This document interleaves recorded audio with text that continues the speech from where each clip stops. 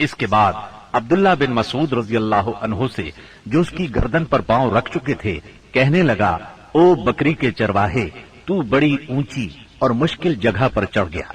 واضح رہے کہ عبداللہ بن مسعود رضی اللہ عنہ مکے میں بکریاں چرایا کرتے تھے۔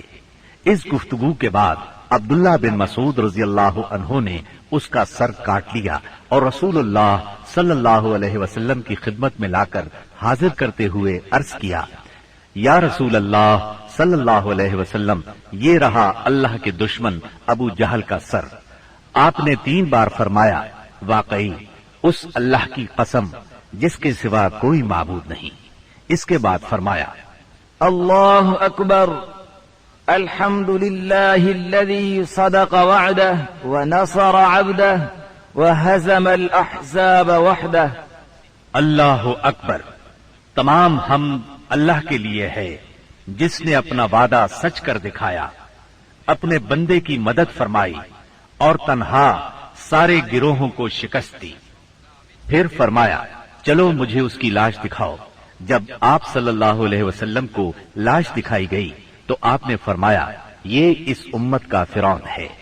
معاذ بن عمرو اور معوذ بن افرا کے ایمان افروز کارناموں کا ذکر ہو چکا ہے۔ حقیقت یہ ہے کہ اس معرکے میں قدم قدم پر ایمان کے ایسے تابناک نقوش پیش آئے جن میں عقیدت کی قوت اور اصول کی پختگی نمایاں اور جلوگر تھی۔ اس معرکے میں باپ اور بیٹے میں، بھائی اور بھائی میں صف آرائی ہوئی، اصولوں کے اختلاف پر تلواریں بے نیام ہوئی اور مظلوم و مقہور نے ظالم و قاہر سے ٹکرا کر اپنے غصے کی آگ بجھائی۔ ابن عباس رضی اللہ عنہ سے روایت ہے کہ نبی صلی اللہ علیہ وسلم نے صحابہ کرام سے فرمایا، مجھے معلوم ہے کہ بنو ہاشم وغیرہ کے کچھ لوگ زبردستی میدان جنگ میں لائے گئے ہیں، انہیں ہماری جنگ سے کوئی سروکار نہیں ہے، لہذا بنو ہاشم کا کوئی آدمی کسی کی زد میں آ جائے تو وہ قتل نہ کرے، اور ابو البختری بن ہشام کسی کی زد میں آ جائے تو وہ اسے قتل نہ کرے، اور عباس بن عبد المطلب کسی کی زد میں آ جائے تو وہ بھی انہیں قتل نہ کرے، کیونکہ وہ بالجبر لائے گئے ہیں۔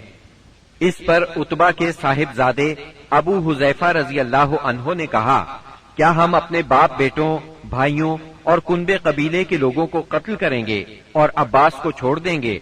اللہ کی قسم، اگر اس سے میری مٹ بھیڑ ہو گئی تو میں اسے تلوار کی لگام پہنا دوں گا۔ یہ خبر رسول اللہ صلی اللہ علیہ وسلم کو پہنچی تو آپ نے عمر بن خطاب رضی اللہ عنہ سے فرمایا، کیا رسول اللہ صلی اللہ علیہ وسلم کے چچا کے چہرے پر تلوار ماری جائے گی؟ عمر رضی اللہ عنہ نے کہا، یا رسول اللہ، مجھے چھوڑیے، میں تلوار سے اس شخص کی گردن اڑا دوں، کیونکہ اللہ کی قسم یہ شخص منافق ہو گیا ہے۔ بعد میں ابو حذیفہ رضی اللہ عنہ کہا کرتے تھے، اس دن میں نے جو بات کہہ دی تھی اس کی وجہ سے مجھے برابر خوف لگا رہتا ہے، صرف یہی صورت ہے کہ میری شہادت اس کا کفارہ بن جائے، اور بالآخر وہ یمامہ کی جنگ میں شہید ہو ہی گئے۔ ابو البختری کو قتل کرنے سے اس لیے منع کیا گیا تھا کہ مکے میں یہ شخص سب سے زیادہ رسول اللہ صلی اللہ علیہ وسلم کی ایذا رسانی سے اپنا ہاتھ روکے ہوئے تھا، آپ کو کسی قسم کی تکلیف نہ پہنچاتا تھا اور نہ اس کی طرف سے کوئی ناگوار بات سننے میں آتی تھی، اور یہ ان لوگوں میں سے تھا جنہوں نے بنی ہاشم اور بنی مطلب کے بائیکاٹ کا صحیفہ چاک کیا تھا۔ لیکن ان سب کے باوجود ابو البختری کو قتل کر دیا گیا۔ ہوا یہ کہ مجزر بن زیاد سے اس کی مد بھیڑ ہو گئی، اس کے ساتھ اس کا ایک اور ساتھی بھی تھا، دونوں ساتھ ساتھ لڑ رہے تھے۔ مجزر نے کہا، ابو البختری، رسول اللہ صلی اللہ علیہ وسلم نے ہمیں آپ کو قتل کرنے سے منع کیا ہے۔ اس نے کہا، اور میرا ساتھی؟ مجزر نے کہا، نہیں واللہ ہم آپ کے ساتھی کو نہیں چھوڑ سکتے۔ اس نے کہا، اللہ کی قسم، تب میں اور وہ دونوں مریں گے۔ اس کے بعد دونوں نے لڑائی شروع کر دی، مجزر نے مجبوراً اسے بھی قتل کر دیا۔ مکے کے اندر جاہلیت کے زمانے سے عبد الرحمن بن عوف رضی اللہ عنہ اور امیہ بن خلف میں باہم دوستی تھی۔ جنگ بدر کے روز امیہ اپنے لڑکے علی کا ہاتھ پکڑے کھڑا تھا کہ اتنے میں ادھر سے عبد الرحمن بن عوف کا گزر ہوا۔ وہ دشمن سے کچھ زرہیں چھین کر لادے لیے جا رہے تھے۔ उमैया ने उन्हें देखकर कहा, क्या तुम्हें मेरी जरूरत है? मैं तुम्हारी इन जिरहों से बेहतर हूं। आज जैसा मंजर तो मैंने देखा ही नहीं। क्या तुम्हें दूध की हाजत नहीं? मतलब ये था कि जो मुझे कैद करेगा मैं उसे फिदिये में खूब दुधैल ऊंटनियां दूंगा।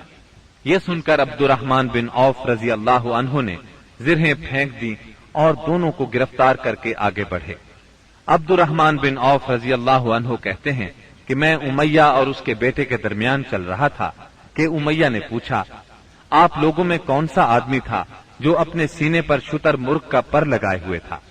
मैंने कहा, वो हमजा बिन अब्दुल मुत्तलिब रजी अल्लाह अन्हु थे।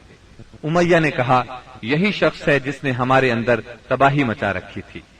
सैयदना अब्दुर्रहमान रजी अल्लाह अन्हु कहते हैं कि वल्लाह मैं उन दोनों को लिए जा रहा था कि अचानक बिलाल रजी अल्लाह अन्हु ने उमैया को मेरे साथ देख लिया तो उन्होंने कहा, ओहो, कुफ्फार का सरगना उमैया बिन खल्फ, अब या तो मैं बचूंगा या ये बचेगा। मैंने कहा, ए बिलाल रजी अल्लाह अन्हु, ये मेरा कैदी है। उन्होंने कहा, अब या तो मैं रहूंगा या ये रहेगा।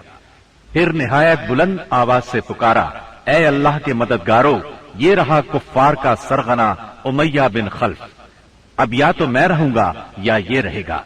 अब्दुर्रहमान बिन औफ रजी अल्लाह अन्हु कहते हैं कि इतने में लोगों ने हमें घेरे में ले लिया।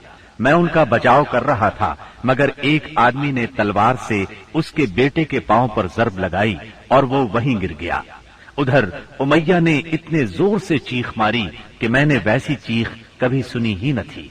मैंने कहा, निकल भागो, मगर आज भागने की गुंजाइश नहीं। अल्लाह की कसम, मैं तुम्हारे कुछ काम नहीं आ सकता। अब्दुर्रहमान रजी अल्लाह अन्हु फरमाते हैं कि लोगों ने अपनी तलवारों से उन दोनों को काट कर उनका काम तमाम कर दिया। उसके बाद अब्दुर्रहमान बिन औफ रजी अल्लाह अन्हु कहा करते थे, अल्लाह बिलाल रजी अल्लाह अन्हु पर रहम करे, मेरी जिरहें भी गईं और मेरे कैदी के बारे में मुझे तड़पा भी दिया। सैयदना उमर बिन खत्ताब रजी अल्लाह अन्हु ने अपने मामू आस बिन हिशाम बिन मुगीरा को कत्ल किया। सैयदना अबू बकर सिद्दीक रजी अल्लाह अन्हु ने अपने बेटे अब्दुर्रहमान को, जो उस वक्त मुशरिकीन के हमरा थे, पुकार कर कहा, ओ खबीस, मेरा माल कहाँ है? अब्दुर्रहमान ने जवाब में एक शेर कहा जिसका तर्जुमा यूं है, हथियार, तेज रौ घोड़े और उस तलवार के सिवा कुछ बाकी नहीं जो बुढ़ापे की गुमराही का खातिमा करती है। जिस वक्त मुसलमानों ने मुशरिकीन की गिरफ्तारी शुरू की, रसूलुल्लाह सल्लल्लाहु अलैहि वसल्लम छप्पर में तशरीफ फरमा थे और साद बिन मुआज रजी अल्लाह अन्हो तलवार हमाइल किए दरवाजे पर पहरा दे रहे थे। रसूलुल्लाह सल्लल्लाहु अलैहि वसल्लम ने देखा कि साद रजी अल्लाह अन्हो के चेहरे पर लोगों की इस हरकत का नागवार असर पड़ रहा है। आपने फरमाया, ऐ साद, ऐसा महसूस होता है कि तुमको मुसलमानों का ये काम नागवार है। उन्होंने कहा, जी हाँ, अल्लाह की कसम, ऐ अल्लाह के रसूल, ये अहले शिर्क के साथ पहला मारिका है जिसका मौका अल्लाह ने हमें फराहम किया है। इसलिए अहले शिर्क को बाकी छोड़ने की बजाय मुझे ये बात ज्यादा पसंद है कि इन्हें खूब कत्ल किया जाए और अच्छी तरह कुचल दिया जाए। इस जंग में उकाशा बिन मेहसन असदी रजी अल्लाह अन्हु की तलवार टूट गई। वो रसूलुल्लाह सल्लल्लाहु अलैहि वसल्लम की खिदमत में हाजिर हुए। आपने उन्हें एक छड़ी थमा दी और फरमाया, उकाशा, इसी से लड़ाई करो। उकाशा ने इसे रसूलुल्लाह सल्लल्लाहु अलैहि वसल्लम से लेकर हिलाया तो वो एक लंबी, मजबूत और चमचम करती हुई सफेद तलवार में तब्दील हो गई। फिर उन्होंने इसी से लड़ाई की, यहाँ तक कि अल्लाह ने मुसलमानों को फतह नसीब फरमाई। इस तलवार का नाम औन यानी मदद रखा गया था। ये तलवार मुस्तकिलन उकाशा रजी अल्लाह अन्हु के पास रही और वो इसी को लड़ाइयों में इस्तेमाल करते रहे, यहाँ तक कि दौरे सिद्दीकी में मुर्तद्दीन के खिलाफ जंग करते हुए शहीद हो गए। उस वक्त भी ये तलवार उनके पास ही थी। खातिमा जंग के बाद मुसअब बिन उमैर अब्दरी रजी अल्लाह अन्हु अपने भाई अबू अजीज उमैर अब्दरी के पास से गुजरे। अबू अजीज ने मुसलमानों के खिलाफ जंग लड़ी थी और उस वक्त एक अंसारी साहबी उसका हाथ बांध रहे थे।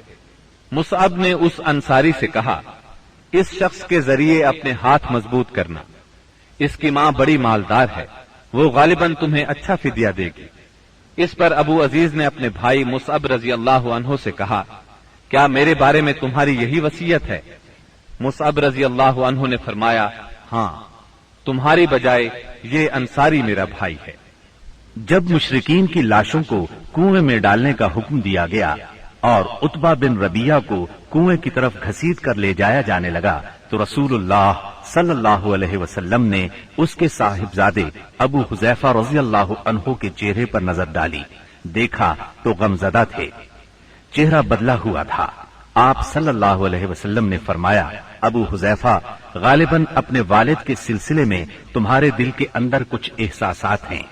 انہوں نے کہا، نہیں واللہ یا رسول اللہ، میرے اندر میرے باپ کے بارے میں اور ان کے قتل کے بارے میں ذرا بھی لرزش نہیں، البتہ میں اپنے باپ کے متعلق جانتا تھا کہ ان میں سوجھ بوجھ ہے، دور اندیشی اور فضل و کمال ہے، اس لیے میں آس لگائے بیٹھا تھا کہ یہ خوبیاں انہیں اسلام تک پہنچا دیں گی، لیکن اب ان کا انجام دیکھ کر اور اپنی توقع کے خلاف کفر پر ان کا خاتمہ دیکھ کر مجھے افسوس ہے۔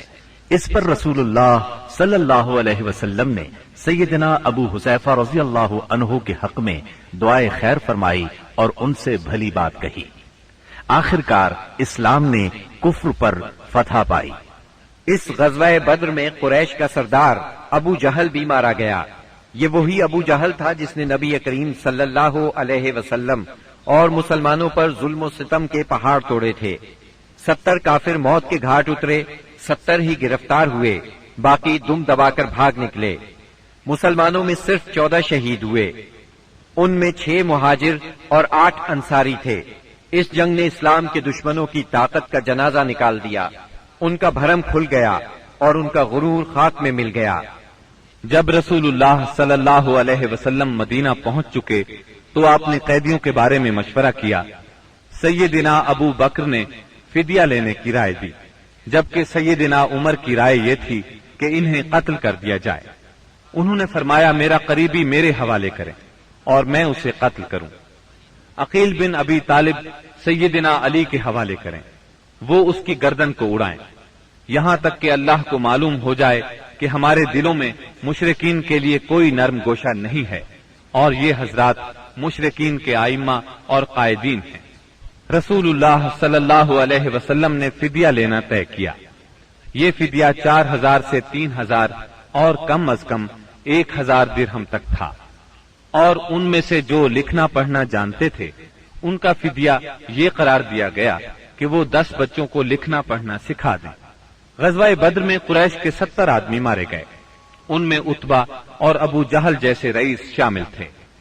ابو جہل کے بعد قریش کا سردار ابو سفیان کو بنایا گیا، یہ بنو امیہ سے تھے۔ اس طرح بنو امیہ کے وقار میں اضافہ ہو گیا۔ جمادی الاولی 3 ہجری میں قریش نے اپنا ایک قافلہ عراق کے راستے ملک شام بھیجا۔ یہ راستہ نجد سے ہو کر شام جاتا تھا اور مدینے کے قریب سے نہیں گزرتا تھا۔ اس قافلے کی قیادت صفوان بن امیہ کر رہا تھا۔ رسول اللہ صلی اللہ علیہ وسلم کو اس کا علم ہو گیا۔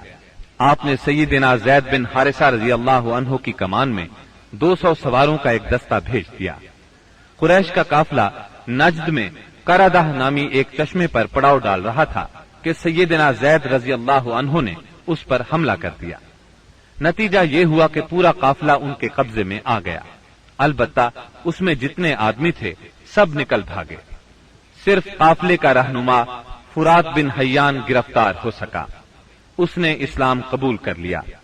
مال غنیمت کی مقدار 1,00,000 درہم تھی، اور غزوہ بدر کے بعد قریش کے لیے یہ سب سے زیادہ تکلیف دہ مار تھی۔ غزوہ بدر کے بعد غزوات کے سلسلے میں تیزی آ گئی۔ 3 ہجری میں غزوہ بحران، غزوہ غطفان، غزوہ حمیر الاسد اور غزوہ احد اس سال کامیابی سے لڑے گئے۔ البتہ غزوہ احد واحد غزوہ ہے جس میں مسلمانوں کو بہت تکلیف دہ صورتحال کا سامنا کرنا پڑا۔ اپنی ایک غلطی کی وجہ سے وقتی طور پر شکست کا منہ دیکھنا پڑا۔ بدر میں ذلت آمیز شکست اور قریش کے بڑے بڑے سرداروں کے قتل کے بعد مکہ معظمہ کے ہر گھر میں کوہرام مچ گیا۔ اب قریش کے سردار ابو سفیان تھے، ان کی یہ ذمہ داری تھی کہ وہ غزوہ بدر کے مقتولین کا انتقام لیں۔ چنانچہ مشرکین نے بدر سے واپسی پر منت مانی کہ وہ جب تک مسلمانوں سے بدر کا انتقام نہیں لیں گے غسل جنابت نہیں کریں گے۔ ایک روز ابو جہل کا بیٹا اکرمہ مقتولین کے رشتہ داروں کو ساتھ لے کر ابو سفیان کے پاس گیا اور کہا، محمد نے ہماری قوم کو فنا کر دیا ہے، اب ہم نے تہیا کر لیا ہے کہ مسلمانوں کا نام صفحہ ہستی سے حرف غلط کی طرح مٹا کر دم لیں گے۔ اس طرح قریش کے شعلہ فشاں شاعروں نے انتقام کی آگ کو خوب ہوا دی۔ اس طرح سارا عرب گویا آتش فشاں بن گیا۔ ادھر مسلمان بھی یہ بات اچھی طرح جانتے تھے کہ قریش مکہ اپنے 70 سرداروں کا انتقام ضرور لیں گے۔ چنانچہ مسلمان کفار مکہ کی سرگرمیوں سے باخبر رہنے کی پوری کوشش کر رہے تھے۔ شوال 3 ہجری میں رسول اللہ صلی اللہ علیہ وسلم کو اطلاع ملی کہ قریش کا لشکر مدینہ منورہ کی طرف بڑھ رہا ہے اور اس کی تعداد 3000 ہے۔ اس پر آپ نے صحابہ کرام رضی اللہ عنہم سے مشورہ کیا۔ اکثر مہاجرین اور تجربہ کار صحابہ نے مشورہ دیا کہ خواتین کو ایک محلے میں جمع کر دیا جائے اور شہر کے اندر رہ کر مقابلہ کیا جائے۔ عبداللہ بن ابی منافق نے بھی یہی رائے دی، لیکن نوجوان صحابہ کے ایک گروہ نے اس بات پر اصرار کیا کہ شہر سے نکل کر دشمن کا مقابلہ کیا جائے۔ دراصل یہ نوجوان صحابہ کم عمر ہونے کی وجہ سے غزوہ بدر میں شرکت نہیں کر سکے تھے، اس لیے ان پر جوش طاری تھا۔ نبی اکرم صلی اللہ علیہ وسلم گھر تشریف لائے اور زرہ پہن کر باہر تشریف لے گئے۔ اب لوگوں کو ندامت محسوس ہوئی کہ کیوں شہر سے باہر جا کر لڑنے کا مشورہ دیا۔ چنانچہ انہوں نے کہا، اگر آپ پسند فرمائیں تو شہر میں رہ کر دشمن سے مقابلہ کیا جائے۔ جواب میں آپ نے فرمایا، رسول کو زیبا نہیں کہ ہتھیار پہن کر بغیر قتال کے اتار دے۔ چنانچہ آپ 1000 کا لشکر لے کر مدینہ منورہ سے نکلے۔ اس کے بعد نبی صلی اللہ علیہ وسلم نے لشکر کو 3 حصوں میں تقسیم کیا۔ مہاجرین کا دستہ، اس کا پرچم سیدنا مصعب بن عمیر رضی اللہ عنہ کو عطا کیا۔ قبیلہ اوس کا دستہ، اس کا علم اسید بن حزیر رضی اللہ عنہ کو عطا فرمایا۔ تیسرا قبیلہ خزرج کا دستہ، اس کا علم حباب بن منذر رضی اللہ عنہ کو عطا فرمایا۔ پورا لشکر 1000 مردان جنگی پر مشتمل تھا، جن میں 100 زرہ پوش اور 50 شاہ سوار تھے۔ سیدنا ابن ام مکتوم رضی اللہ عنہ کو اس کام پر مقرر فرمایا کہ وہ مدینے کے اندر رہ جانے والے لوگوں کو نماز پڑھائیں گے۔ اس کے بعد کوچ کا اعلان فرمایا اور لشکر نے شمال کا رخ کیا۔ سیدنا سعد بن معاذ اور سعد بن عبادہ رضی اللہ عنہما زرہ پہنے نبی صلی اللہ علیہ وسلم کے آگے آگے چل رہے تھے۔ رات احد اور مدینے کے درمیان بسر کی۔ طلوع فجر سے کچھ پہلے آپ پھر چل پڑے اور مقام شوط پہنچ کر نماز فجر ادا کی۔ اسی جگہ سے عبداللہ بن ابی منافق اپنے 300 ساتھیوں کے ساتھ الگ ہو گیا۔ اس نے یہ کہتے ہوئے مدینہ منورہ کا رخ کیا، آپ نے ہماری رائے کو کوئی اہمیت نہیں دی، اس لیے ہم واپس جاتے ہیں۔ اس بغاوت اور واپسی کے بعد رسول اللہ صلی اللہ علیہ وسلم نے باقی ماندہ لشکر کو لے کر، جس کی تعداد 700 تھی، دشمن کی طرف قدم بڑھایا۔ دشمن کا پڑاؤ آپ کے اور احد کے درمیان کئی سمت سے حائل تھا، اس لیے آپ نے دریافت کیا کہ کوئی آدمی ہے جو ہمیں دشمن کے پاس سے گزرے بغیر کسی قریبی راستے سے لے چلے۔ اس کے جواب میں ابو خیثمہ رضی اللہ عنہ نے عرض کیا، یا رسول اللہ، میں اس خدمت کے لیے حاضر ہوں۔ پھر انہوں نے ایک مختصر راستہ اختیار کیا۔ وہاں پہنچ کر نبی کریم صلی اللہ علیہ وسلم نے آگے بڑھ کر وادی کے آخری سرے پر واقع احد پہاڑ کی گھاٹی میں نزول فرمایا اور وہیں اپنے لشکر کا کیمپ لگوایا۔ سامنے مدینہ تھا اور پیچھے احد کا پہاڑ۔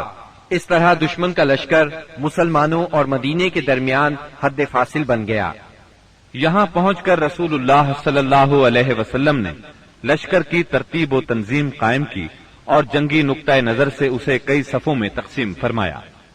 ان کی کمان سیدنا عبداللہ بن جبیر بن نعمان رضی اللہ عنہ کے سپرد کی اور انہیں وادی کنات کے جنوبی کنارے پر واقع ایک چھوٹی سی پہاڑی پر جو اسلامی لشکر کے کیمپ سے کوئی 150 میٹر جنوب مشرق میں واقع ہے اور اب جبل رومات کے نام سے مشہور ہے، تعینات فرمایا اور انہیں ہدایات دیتے ہوئے فرمایا، اگر تم لوگ دیکھو کہ ہمیں پرندے اچک رہے ہیں تو بھی اپنی جگہ نہ چھوڑنا یہاں تک کہ میں بلا بھیجوں، اور اگر تم دیکھو کہ ہم نے قوم کو شکست دی ہے اور انہیں کچل دیا ہے تو بھی اپنی جگہ نہ چھوڑنا یہاں تک کہ میں بلا بھیجوں۔ باقی لشکر کی ترتیب یہ تھی، دائیں جانب والے لشکر پر سیدنا منذر بن عمرو مقرر تھے اور بائیں جانب والے لشکر پر زبیر بن عوام اور ان کا معاون سیدنا مقداد بن اسود کو بنایا گیا۔ سیدنا زبیر کو یہ مہم بھی سونپی گئی کہ وہ خالد بن ولید کے شاہ سواروں کی راہ روکے رکھیں۔ اس ترتیب کے علاوہ صف کے اگلے حصے میں ایسے ممتاز اور منتخب بہادر مسلمان رکھے گئے جن کی جانبازی و دلیری کا شہرہ تھا اور جنہیں ہزاروں کے برابر مانا جاتا تھا۔ یہ منصوبہ بڑی باریکی اور حکمت پر مبنی تھا، جس سے نبی کریم صلی اللہ علیہ وسلم کی فوجی قیادت کی عبقریت کا پتہ چلتا ہے اور ثابت ہوتا ہے کہ کوئی کمانڈر کیسا ہی بالیاقت کیوں نہ ہو، آپ سے زیادہ باریک اور باحکمت منصوبہ تیار نہیں کر سکتا۔ یہ تھی نبی کریم صلی اللہ علیہ وسلم کی لشکر کی ترتیب و تنظیم جو 7 شوال 3 ہجری کی صبح عمل میں آئی۔ ادھر مشرکین نے بھی صف بندی ہی کے اصول پر اپنے لشکر کو منظم کیا تھا۔ ان کا سپہ سالار ابو سفیان تھا جس نے قلب لشکر میں اپنا مرکز بنایا تھا۔ دائیں جانب خالد بن ولید سالار تھے جو ابھی مشرک تھے، اور بائیں جانب کا سالار اکرمہ بن ابو جہل تھا۔ پیدل فوج کی کمان صفوان بن امیہ کے پاس تھی اور تیر اندازوں پر عبداللہ بن ربیہ مقرر ہوئے۔ جھنڈا بنو عبد الدار کی ایک چھوٹی سی جماعت کے ہاتھ میں تھا۔ اس کے بعد دونوں فریق آمنے سامنے اور قریب آ گئے اور لڑائی کا مرحلہ شروع ہو گیا۔ جنگ کے پہلے مرحلے کی ابتدا مشرکین کے علمبردار طلحہ بن ابی طلحہ سے ہوئی۔ اس نے مسلمانوں کو للکارا۔ اس کی للکار سن کر سیدنا زبیر رضی اللہ عنہ فوراً صف سے نکل کر آگے آئے، اس کے مقابل ہوئے، بڑھ کر ایک بھرپور وار کیا۔ طلحہ فوراً ہی جہنم رسید ہو گیا۔ طلحہ کے گرتے ہی جھنڈا اس کے بھائی عثمان نے اٹھا لیا اور مسلمانوں کو مقابلے کے لیے پکارا۔ اب سیدنا حمزہ رضی اللہ عنہ آگے بڑھے اور عثمان کے کندھے پر اس زور سے تلوار ماری کہ کمر تک اتر گئی۔ اس طرح قریش کے 12 علمبردار یکے بعد دیگرے قتل ہوئے۔ پھر عام لڑائی شروع ہوئی۔ گھمسان کی جنگ چھڑ گئی۔ اس میں مسلمانوں کا پلہ بھاری رہا۔ مشرکین شکست کھا کر بھاگ نکلے۔ انہیں جوش دلانے والی عورتیں بھی بھاگ کھڑی ہوئیں۔ مسلمانوں نے مشرکین کو گھیر لیا، انہیں مارنے لگے، ساتھ ساتھ مال غنیمت لوٹنے لگے۔ ایسے میں درے پر موجود 50 تیر اندازوں سے وہ غلطی ہو گئی جس نے لڑائی کا پانسا پلٹ دیا۔ ہوا یوں کہ نبی اکرم صلی اللہ علیہ وسلم نے ان 50 تیر اندازوں کو یہ ہدایت فرمائی تھی کہ اس درے کو کسی حال میں نہ چھوڑنا، لیکن جب مسلمانوں کو کامیابی ہوئی، کافر بھاگنے لگے اور مسلمان انہیں مارنے کاٹنے کے ساتھ ساتھ مال غنیمت بھی لوٹنے لگے، تو انہوں نے بھی درہ چھوڑ دیا اور مال غنیمت لوٹنے کے لیے دوڑ پڑے۔ تیر اندازوں کے سردار سیدنا عبداللہ بن جبیر رضی اللہ عنہ نے انہیں روکنے کی کوشش کی، لیکن وہ مال غنیمت کی طرف متوجہ ہو گئے۔ قریشی فوج میں خالد بن ولید موجود تھے۔ انہیں اللہ نے غضب کی جنگی مہارت عطا کی تھی۔ انہوں نے اپنی مہارت سے فوراً بھانپ لیا کہ موقع بہت اچھا ہے، مسلمانوں پر اس درے کی طرف سے حملہ کر دینا چاہیے۔ چنانچہ انہوں نے اپنے دستے کو ساتھ لیا اور چکر کاٹ کر درے تک پہنچ گئے۔ وہاں سیدنا عبداللہ بن جبیر رضی اللہ عنہ اور ان کے ساتھیوں کو شہید کر کے یہ لوگ پیچھے کی طرف سے مسلمانوں پر ٹوٹ پڑے۔ اس طرح مسلمان دونوں طرف سے گھیرے میں آ گئے۔ اس طرح 700 مسلمانوں کی فوج اچانک 3000 کے نرغے میں آ گئی۔ زبردست جنگ ہوئی، 70 صحابہ شہید ہو گئے، مسلمان منتشر ہو کر رہ گئے۔ اسلامی فوج کے علم بردار سیدنا مصعب بن عمیر رضی اللہ عنہ کی شکل و صورت رسول اللہ صلی اللہ علیہ وسلم سے بہت ملتی جلتی تھی۔ وہ شہید ہو گئے تو بعض لوگوں نے سمجھا رسول اللہ صلی اللہ علیہ وسلم شہید ہو گئے۔ اس خبر سے اسلامی فوج بد دل ہو گئی۔ ان میں سراسیمگی پھیل گئی، وہ مایوس ہو گئے، بڑے بڑے بہادروں کی طاقت جواب دے گئی۔ کچھ دیر بعد اتفاق سے کعب بن مالک رضی اللہ عنہ نے رسول اللہ صلی اللہ علیہ وسلم کو دیکھ لیا۔ وہ بلند آواز سے پکارے، مسلمانوں، رسول اللہ صلی اللہ علیہ وسلم زندہ ہے۔ مسلمان اس طرف لپکے اور آپ کو ہلکے میں لے لیا۔ لڑائی کے دوران میں ایک پتھر آپ صلی اللہ علیہ وسلم کی پیشانی مبارک پر لگا، اس سے زرہ کی 2 کڑیاں آپ کی پیشانی میں دھنس گئیں۔ ایک اور پتھر آ کر لگا، اس سے آپ کے 2 دانت شہید ہو گئے۔ مسلمانوں کے پھر پلٹ آنے پر آخر کافروں کو بھاگتے بنی۔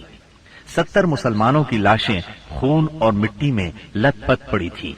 کفار نے انتقام کی آگ کو اس طرح ٹھنڈا کیا کہ ان میں سے اکثر کے ناک اور کان کاٹ لیے۔ آپ کے چچا سیدنا حمزہ رضی اللہ عنہ کی ناش کے بھی ناک کان کاٹ ڈالے گئے۔ سرور کائنات صلی اللہ علیہ وسلم نے چچا کی لاش دیکھی تو آپ دیدہ ہو گئے، تاہم صبر فرمایا۔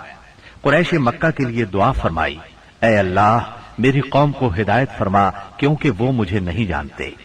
اس کے بعد آپ مسلمان زخمیوں اور شہیدوں کی خبر لینے کے لیے میدان میں تشریف لائے۔ بعض لوگ اس وقت تک بعض شہداء کو مدینے کی طرف لے چلے تھے۔ آپ نے انہیں حکم دیا کہ انہیں ان کی شہادت گاہوں میں واپس لایا جائے اور سارے شہداء کو غسل اور نماز جنازہ کے بغیر ان کے کپڑوں ہی میں دفن کیا جائے۔ آپ نے 2 اور 3 شہیدوں کو ایک ہی قبر میں دفن کیا، اور ایسا بھی ہوا کہ 2 شہیدوں کو ایک ہی کپڑے میں دفن کیا گیا۔ درمیان میں اسخر گھاس ڈال دی گئی۔ لحد میں اس شخص کو آگے کیا جسے قرآن زیادہ یاد تھا۔ آپ نے فرمایا، میں ان لوگوں کے بارے میں قیامت کے دن گواہی دوں گا۔ لوگوں نے سیدنا حنظلہ بن ابی عامر رضی اللہ عنہ کی لاش اس حالت میں پائی کہ وہ زمین سے اوپر اٹھی ہوئی تھی اور اس سے پانی ٹپک رہا تھا۔ رحمت دو عالم صلی اللہ علیہ وسلم نے فرمایا، فرشتے انہیں غسل دے رہے ہیں۔ ان کا واقعہ یہ ہے کہ ان کی نئی شادی ہوئی تھی، بیوی کے ساتھ ہی تھے کہ جنگ کی دعوت کانوں میں پڑی۔ وہ بیوی کو چھوڑ کر سیدھے میدان جنگ میں آ گئے، پھر حالت جنابت ہی میں لڑتے ہوئے شہید ہو گئے۔ چنانچہ فرشتوں نے انہیں غسل دیا، اس لیے انہیں غسیل الملائکہ کہا جاتا ہے۔ سیدنا حمزہ رضی اللہ عنہ کو اتنی چھوٹی چادر میں دفنا دیا گیا کہ اگر سر ڈھانکا جاتا تو پاؤں کھل جاتے تھے اور پاؤں ڈھانکے جاتے تو سر کھل جاتا تھا۔ چنانچہ پاؤں پر اذخر گھاس ڈال دی گئی۔ یہی صورتحال سیدنا مصعب بن عمیر رضی اللہ عنہ کے ساتھ پیش آئی۔ شہداء کے دفن اور ان کے لیے دعا کے بعد نبی اکرم صلی اللہ علیہ وسلم اور صحابہ کرام مدینے کی طرف چلے۔ راستے میں کچھ عورتیں ملی جن کے عزیز شہید ہوئے تھے۔ نبی صلی اللہ علیہ وسلم نے انہیں تسلی دی اور ان کے لیے دعا فرمائی۔ بنو دینار کی ایک خاتون آئی جن کے شوہر، بھائی اور باپ شہید ہو گئے تھے۔ جب انہیں ان کے عزیزوں کی شہادت کی خبر دی گئی تو بولی، رسول اللہ صلی اللہ علیہ وسلم کی کیا خبر ہے؟ انہیں بتایا گیا رسول اللہ صلی اللہ علیہ وسلم خیریت سے ہیں۔ وہ بولی، میں آپ کو دیکھنا چاہتی ہوں۔ لوگوں نے اشارے سے بتایا۔ جب ان کی نظر آپ پر پڑی تو بولی، کل مصیبت بعدک جلل، کہ آپ کے بعد ہر مصیبت ہیچ ہے۔ مدینے پہنچ کر مسلمانوں نے ہنگامی حالت میں رات گزاری۔ جسموں پر زخم ہی زخم تھے، تھکن سے بدن چور چور تھے اور غم و الم کی کیفیت طاری تھی۔ اس کے باوجود وہ مدینے کا پہرا دیتے رہے اور رسول اللہ صلی اللہ علیہ وسلم کی پہرے داری کرتے رہے۔ ادھر رسول اللہ صلی اللہ علیہ وسلم نے محسوس کیا کہ دشمن کی نقل و حرکت پر نظر رکھنا ضروری ہے تاکہ وہ مدینے کا رخ کریں تو ان سے کھلے میدان ہی میں 2 ہاتھ کر لیے جائیں۔ چنانچہ صبح ہوئی تو آپ نے اعلان فرمایا، دشمن سے مقابلے کے لیے چلنا ہے اور صرف وہی آدمی جا سکتا ہے جو احد کی لڑائی میں شریک تھا۔ اس پر لوگوں نے کہا، ہم نے بات سنی اور مانی۔ چنانچہ سب لوگ مدینہ منورہ سے روانہ ہوئے۔ آپ نے 8 میل دور حمراء الاسد کے مقام پر پہنچ کر پڑاؤ ڈالا۔ ادھر مشرکین نے مدینہ منورہ سے 36 میل دور مقام روحا پر پڑاؤ ڈالا اور مدینے پر دوبارہ چڑھائی کرنے کا مشورہ شروع کر دیا۔ انہیں افسوس اس بات کا تھا کہ انہوں نے ایک بہترین موقع کھو دیا۔ ایسے میں معبد بن ابی معبد خزائی آپ کی خدمت میں حاضر ہوا۔ یہ آپ کے خیر خواہوں میں سے تھا۔ حمراء الاسد نے آپ کے سامنے پہنچ کر اس نے احد کے واقعے پر تعزیت کی۔ آپ نے اس سے فرمایا، تم جا کر ابو سفیان سے ملو اور اس کی حوصلہ شکنی کرو۔ معبد روحا پہنچا۔ اس وقت تک مشرکین مدینے کی طرف پلٹ پڑنے کا فیصلہ کر چکے تھے۔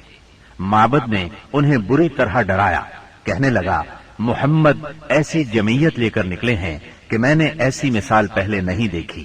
وہ سب لوگ تمہارے خلاف غصے سے بھرے ہوئے ہیں، بھڑکے ہوئے ہیں۔ ان پر اس قدر جوش طاری ہے کہ میں نے ایسی مثال پہلے کبھی نہیں دیکھی۔ نیز میرا خیال ہے کہ تم کوچ کرنے سے پہلے پہلے اس لشکر کا ہراول دستہ اس ٹیلے کے پیچھے سے نمودار ہوتا ہوا دیکھ لو گے۔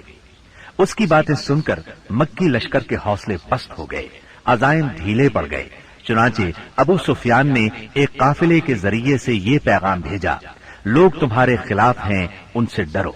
یہ پیغام انہوں نے اس لیے بھیجا کہ مسلمان ان کی طرف نہ آئیں اور پھر وہ اپنے لشکر کے ساتھ فوری طور پر مکے کی طرف چل پڑے۔